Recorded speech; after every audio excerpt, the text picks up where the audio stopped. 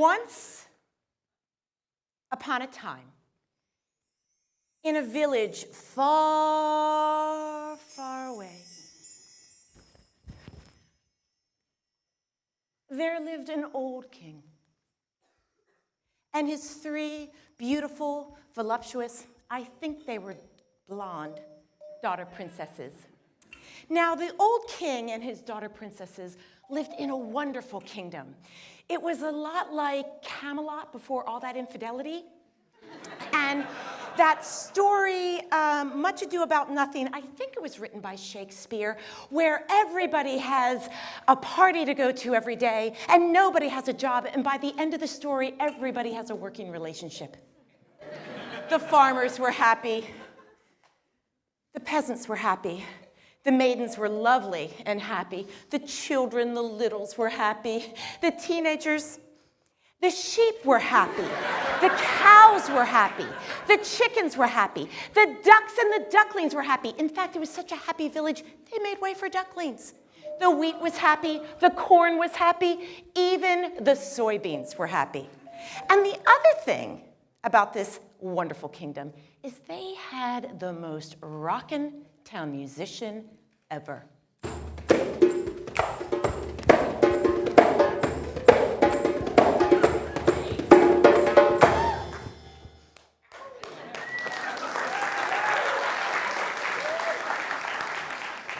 But the thing about this kingdom, which is also true in our nation, no matter how much Botox you have, is age.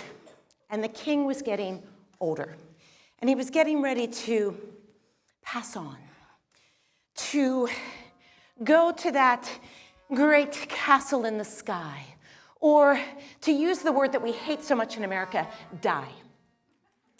And the king was very concerned because he had no sons, which he saw as a problem, and I don't, but I'm just the storyteller. So he decided that he needed to figure out which of his 3 daughter princesses was going to be queen. So he called them into his chamber. Daughters, daughters, come into my chamber.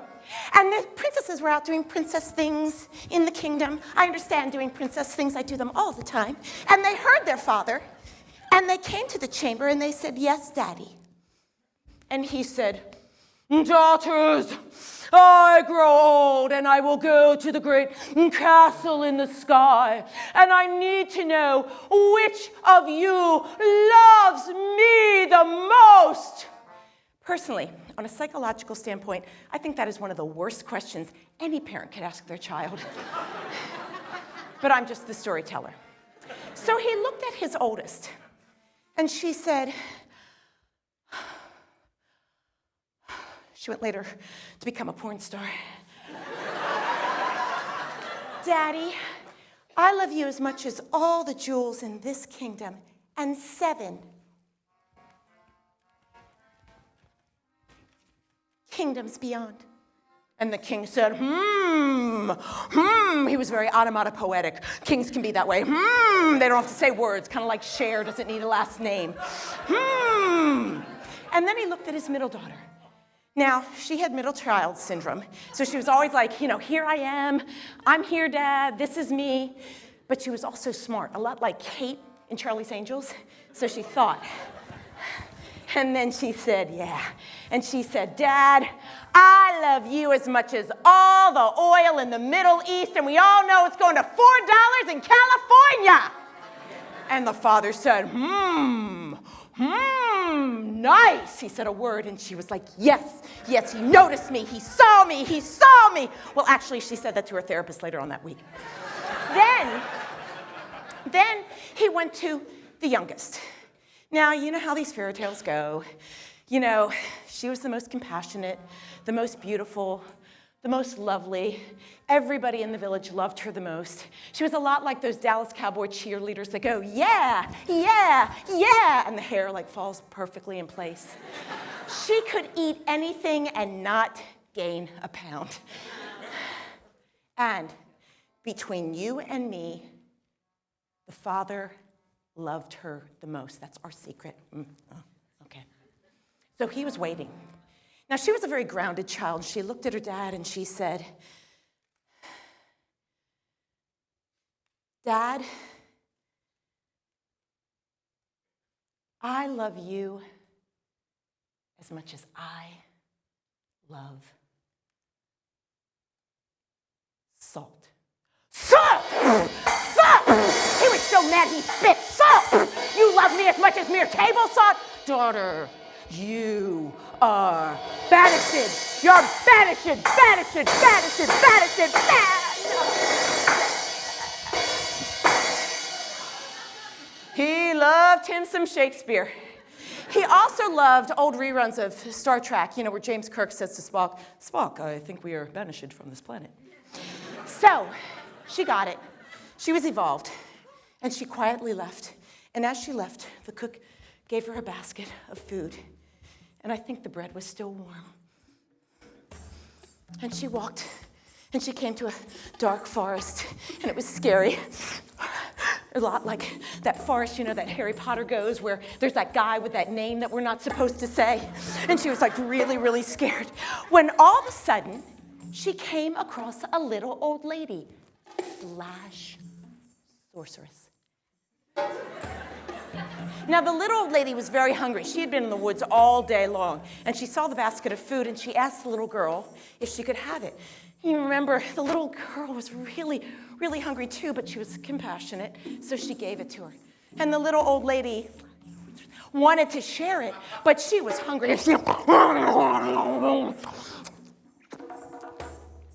And then the protein went to her head, and she said, little girl, why are you here in the forest all alone? And the little girl said, well, the whole, banished. And the woman, the little old lady, got mad. She got like woman mad. And she said, I banish the salt from the kingdom.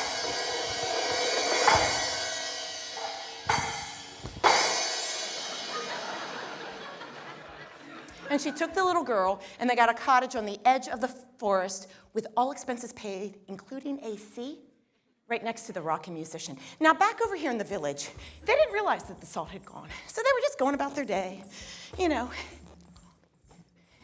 all of a sudden, they kind of started not feeling so good, a lot like February. And, then, like, their muscles started to get stiff in their legs, and the animals got sickly, and some of them died. And remember the king? The old king? What they say? You're not getting any younger, Jane. You're not getting any younger there, king. He was dying as well. And they brought him into his bedchamber. And they laid him down.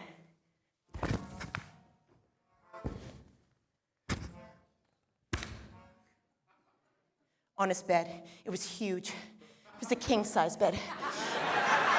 And they had like a sheet, and then another sheet, and then there was like a third sheet in case the other two got dirty, and then there was like a blanket, and there was a duvet, and there was a comforter, and there was this like crazy mixed-match bed skirt, and there were like 42 pillows right here. It's like Pottery Barn gone mad, you know what I mean?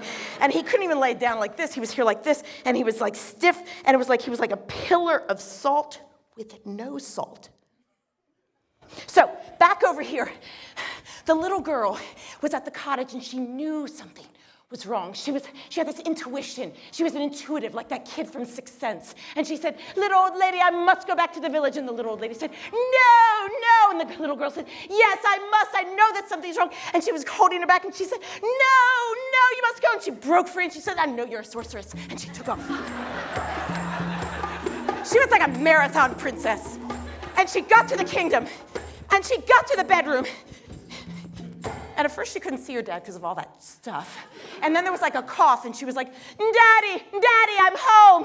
And he was here, and he said, Daughter, I know you loved me the most. You loved me as much as salt. Then they hugged, and they got rid of all those pillows, and everybody was happy. And the sorceress, she was very evolved, so she put the salt back in the kingdom, and everybody got healthy. And the farmers were happy, and the peasants were happy, and the maidens were happy. They brought back their maiden forms, and the children were happy. The teenagers, and the ducks were happy, and the soybeans were happy. And why do I tell this story?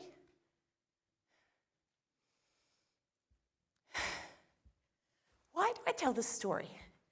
Because I think art is like salt. It courses through our veins, and it's an essential element in keeping us alive. It sustains the body, the mind, the soul, the heart. So I ask myself this question: when in the history of man and woman, when in the timeline of Homo sapien did we decide that art was going to get second billing? And why is art something that we do if we have extra time, extra money, it's extracurricular? Art motivates. It enhances self-esteem, self-confidence, teamwork. It aids in concentration. If there is good arts education, verbal skills are up. Problem-solving skills, critical thinking, the brain functions at a higher level. And art teaches compassion. And we need that in this nation. Art heals. It asks us to be open-minded. And it gives us a new vision, a new way of seeing, many ways of seeing, many views. Art is a decoder, and it enriches and pulls together our society. The Indo-European translation of art means to fit together. So here it is, it's 2012, and our most important, vital, precious, often forgotten natural resource is our children. And I'm talking all children, not a select few. In fact, I'm talking all people. So why is it that art seems to be so readily available for those with wealth, those with money, with means? Why do they get to salt their life diet with arts education, and a huge majority go without? All learning is connected. So we're talking math is connected to the social sciences, and the social sciences are connected to the languages, and the languages are connected to reading, and reading is connected to art, and it creates a whole circle. If one of those things is gone, it ain't a circle. So, education minus art equals what I've called the Stepford Child. This is the child that cannot think outside of the box. If you give them a challenge, they come up with only one answer. They are followers, not leaders. Now, education plus art, that equals the whole, complete, creative child. This is the child, you give them a challenge, they come up with a zillion different ideas, and they want to try them all. And that child, grows up to be a whole, complete, creative adult. This is an adult who is a perpetual learner, always the student, is not scared of evolvement and development, wants to explore. And I also say, is there like some cutoff point that it's kind of like, can't do art anymore, gotta go out and get a real job? We are letting our creative souls be crushed. So I also look at art and think it's multi-pathwayed learning. So you can learn this way, and if that doesn't work, you can learn this way or this way, so we're all learning. My vision is to have art for all. So I look back like the last 30 or 35 years, and I see that art has been extracted from the schools. It's been extracted from the communities, from our nation. So I ask, why is arts education being extracted when it's everything we want for our children, for ourselves? We are getting ready to grow a nation of job seekers. They're getting ready, the new workforce, we're growing them. And they need to have problem-solving skills and critical thinking skills, because they have challenges today that we're leaving them with, and they have challenges tomorrow that we don't even know what they are. Now, there is a solution. My idea is to take a war, to start a war against this banishment of art, to get rid of the limiting and the rationing of art, to take the word extracurricular and get rid of the extra, and make it just the curriculum, put it back in the schools. I am inviting children and adults back into the world of art. How?